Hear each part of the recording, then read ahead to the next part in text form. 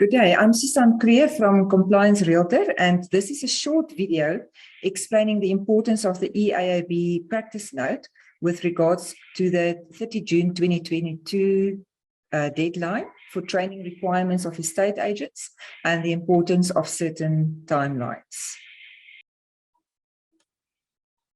Good. So the practice note is called the ETD 01 of 2020. And it came out earlier this year. So there are four categories of estate agents that this practice note influences. So firstly, we've got intern estate agents, and those are intern estate agents that has been registered for a period longer than 24 months and have not been certificated or acquired their qualifications. So secondly, it's also related to intern estate agents who have passed and been certificated on the real estate qualification, further education and training certificate, real estate NQF4, but have not passed the PDE4 exam within 2 years after being certificated against the NQF4 qualification. This is also applicable to full status estate agents who have not been certificated against the NQF4, who have not passed the PDE4 exam. Furthermore, also applicable to full status principal estate agents who have not been certificated against the NQF5 and or who have not passed the PDE5 exam. So the consequences if you have not acquired these qualifications in time, and the deadline would be 30 June 2022, is that that agent would be rendered disqualified as an estate agent in terms of section 27A(6) of the Act. So the consequences for those estate agents would be that they will be blocked after the 30th of June 2022.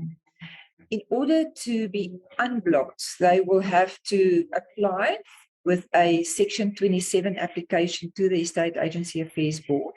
That will also result in them having to pay a fine of 1,000 Rand, submit an affidavit and more documentation to prove that they would like to be unblocked, and also the plan of action to become qualified.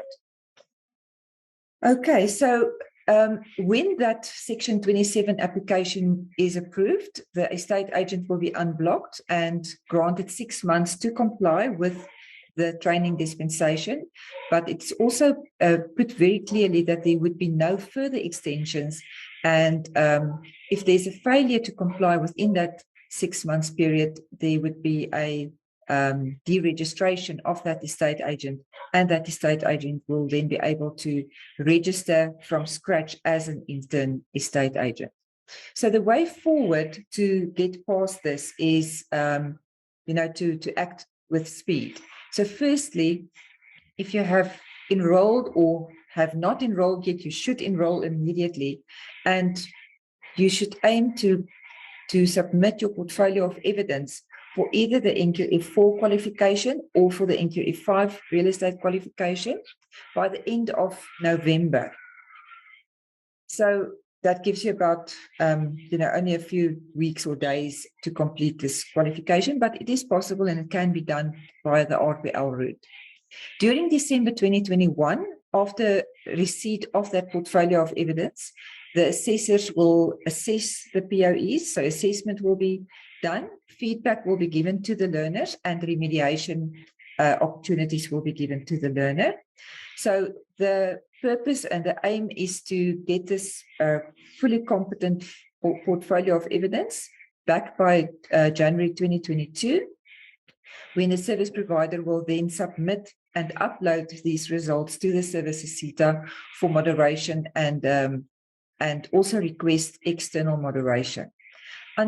Unfortunately, the external moderation process takes very, very long, and there's often delays of months of the external moderation, and that is why it's so important to get these portfolios of evidence uploaded to the services CETA by January 2022. we need a certificate, or you as the learner will need a certificate, or what we call the LA external moderation number. So you will get a letter before you get your certificate. You will get a letter from the services CETA to say that the assessor and moderator's finding of you being found competent has been upheld by the services CETA, and they will give you an official letter to say that they uphold the findings and that you will be fully qualified and certificated soon.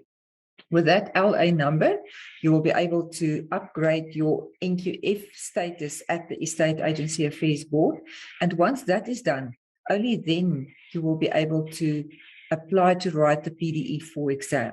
Now, with the timelines, if we're only going to submit the portfolio of evidence and upload the results in January, we won't have those letters and results back by February, when is the next PDE exam.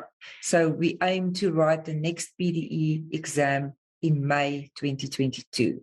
And that is why these timelines are so important.